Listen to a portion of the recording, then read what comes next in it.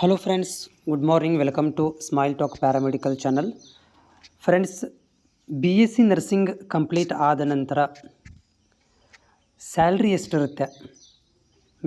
ಕರ್ನಾಟಕದಲ್ಲಿ ನೀವು BSc nursing complete ಮಾಡಿದಿರಿ. ಕರ್ನಾಟಕದಲ್ಲಿ ಸ್ಯಾಲ್ರಿ ಎಷ್ಟು ಕೊಡ್ಬೋದು, ಮಿನಿಮಮ್ ಎಷ್ಟು ಕೊಡ್ಬೋದು ಮತ್ತು ಮ್ಯಾಕ್ಸಿಮಮ್ ಎಷ್ಟು ಕೊಡ್ಬೋದು ಅನ್ನೋದ್ರ ಬಗ್ಗೆ ಮಾಹಿತಿಯನ್ನು ಕೊಡ್ತೀನಿ. ವಿಡಿಯೋ ಪೂರ್ತಿಯಾಗಿ ಕೇಳಿ ನೋಡಿ.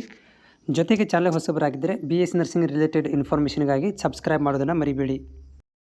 ನೋಡಿ, ಕರ್ನಾಟಕದಲ್ಲಿ salary varies from hospital to ಹಾಸ್ಪಿಟಲಿಂದ ಹಾಸ್ಪಿಟ್ಲಿಗೆ ವ್ಯತ್ಯಾಸ ಆಗುತ್ತೆ. ಸೊ ಮಲ್ಟಿ ಸ್ಪೆಷಾಲಿಟಿ ಹಾಸ್ಪಿಟ್ಲ್ಗಳಲ್ಲಿ ಹೋದರೆ ನಿಮಗೆ ಫ್ರೆಷರ್ಗಳಿಗೆ 15,000ದಿಂದ 22,000 ತನಕ ಸ್ಯಾಲ್ರಿ ಕೊಡ್ತಾ ಇದ್ದಾರೆ. ನವಡೇಸ್ ಸ್ಟಾರ್ಟಿಂಗಲ್ಲಿ ನೀವು ಫ್ರೆಷರ್ ಇದ್ದೀರಿ ಅಂತ ಹೋದರೆ 15ರಿಂದ 22,000 ರೂಪಾಯಿ ತನಕ ಸ್ಯಾಲ್ರಿ ಕೊಡ್ತಾರೆ. ಅದೇ ನೀವು 6 ತಿಂಗಳು ಅಥವಾ 1 ವರ್ಷ ಎಕ್ಸ್ಪೀರಿಯೆನ್ಸ್ ಆದರೆ ನಿಮ್ಗಳಿಗೆ 18ರಿಂದ 25,000 ಮತ್ತು 28,000 ತನಕ ಮ್ಯಾಕ್ಸಿಮಮ್ ಸ್ಯಾಲ್ರಿ ಕೊಡ್ತಾರೆ.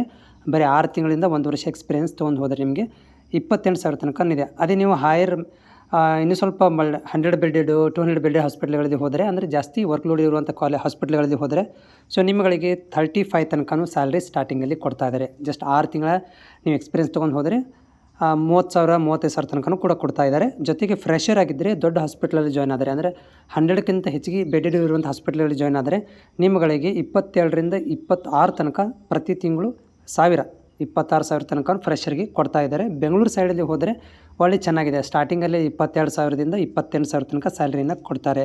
ಇದು ಕರ್ನಾಟಕದಲ್ಲಿ ಇರುವಂಥದ್ದು. ನೀವು ಅಬ್ರಾಡಿಗೆ ಹೋದರೆ ಅಲ್ಲಿ ನಿಮಗೆ 80,000ದಿಂದ 1,00,000 ತನಕ ಸ್ಯಾಲ್ರಿ ಇದೆ.